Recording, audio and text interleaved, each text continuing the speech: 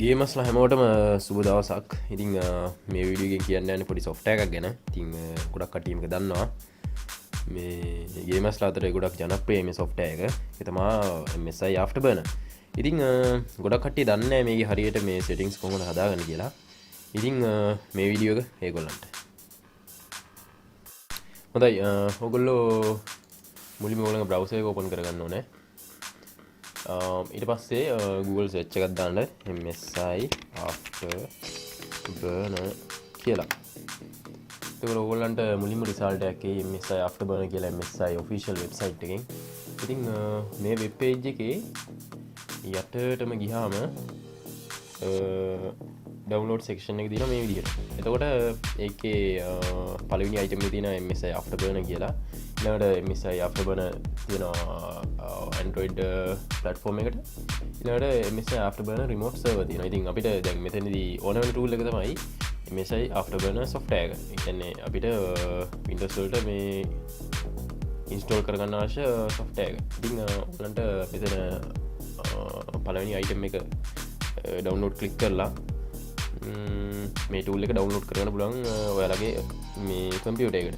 ඉතින් මේක download වෙන්නේ මේ zip file එකක් විදිහට. ඔයගොල්ලන්ට ඒක manually extract කරලා ඒක ඇතුලේ තියෙන setup එක MSI Afterburner කියලා.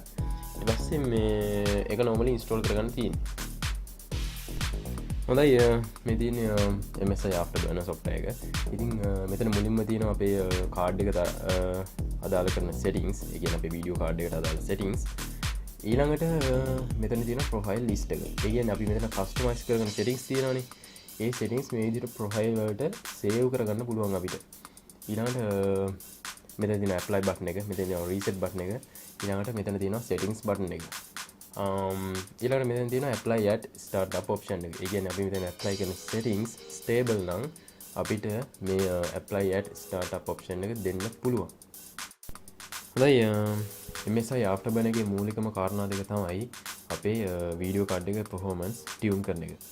ඊළඟ කාරණාව තමයි අපි ගේම් එකක් ප්ලේ කරද්දී අපේ හાર્ඩ්වෙයාර් වල ස්ටේටස් එක බලාගන්නේ. ඉතින් මම අද ඔයගලන්ට කියන්න යන්නේ අන්නේ ඕවලේ එක ඕවලේ එකේ settings කොහොමද හදාගන්නේ කියලා. මුලින්ම ඔයගොල්ලෝ යන්න ඕනේ settings වලට. ඊළඟට select කරන්න ඕනේ monitoring කියන tab එක. මෙතන තමයි තියෙන්නේ අපිට ඕවලේ එකට ගන්න පුළුවන් options ටික. ඒ කියන්නේ GPU temperature, GPU usage, එතකොට CPU usage ඒ වගේ දේවල් මෙතන ගොඩක් තියෙනවා. අපිට කැමති විදිහට ඒ කැමති options අපේ ඕවලේ එකට select කරගන්න පුළුවන්. මම example විදිහට මම ගන්නම් GPU temperature එක. එතකොට මේක අපි ඕවලේ එකට ගන්න ඕන නම්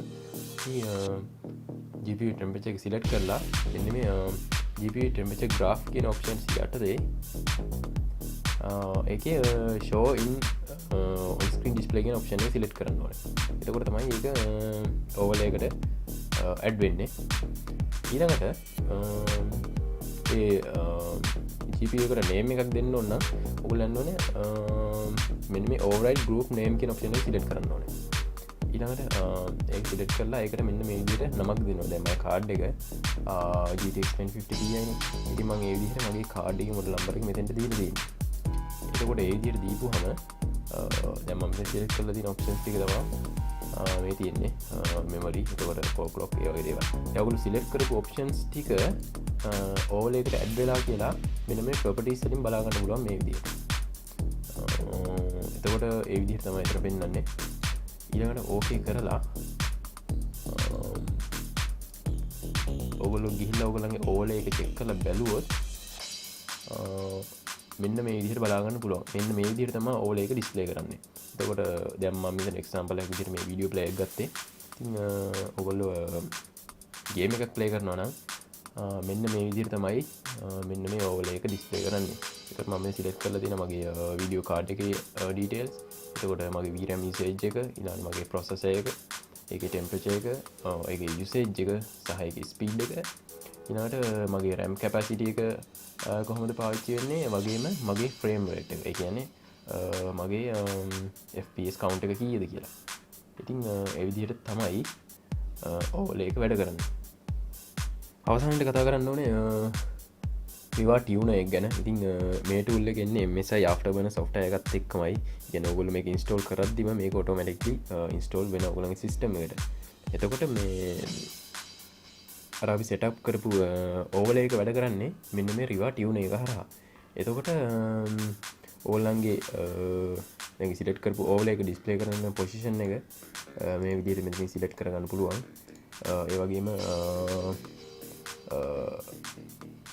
රෙන්ඩරින් ස්ටයිල් එක මෙතන සිලෙක්ට් කරගන්න පුළුවන්. ඉතින් මම සිලෙක්ට් කරලා තියෙනවා raster 3D ස්ටයිල් එක. ඒක සිලෙක්ට් කරලා ඔයගලන්ට ස්මූත් විදිහට ඔයගලන් ඉන්ෆර්මේෂන් එක බලා ගන්න පුළුවන්. ඒ වගේම මෙතන සිලෙක්ට් කරලා ඔයගලන්ට කැමති ෆොන්ට් එකක් සිලෙක්ට් කරගන්නත් පුළුවන්. ඒ වගේම ෆොන්ට් ස්ටයිල් එක, ඒ වගේම ෆොන්ට් සයිස් එක, ඒ වගේ සෙටින්ග්ස් මෙතන කස්ටමයිස් කරගන්නත් පුළුවන්. ඉතින් මේක සෙටප් එක තියෙනවා. සෙටප් එකේ නම් ඔයගලන්ට එච්චර බලන්න දෙයක් නෑ. හිතන සාමාන්‍යයෙන් අපිට අදාළ කරන ඔක්කොම ඔප්ෂන්ස් ටික already enable වෙලා තියෙන. ඒ හින්දා එතන අපි ලොකු දෙයක් කරන්න නෑ. ඔයගලන්ට user interface එක වෙනසක් කරගන්න ඕන නම් මෙතන කරගන්න පුළුවන්.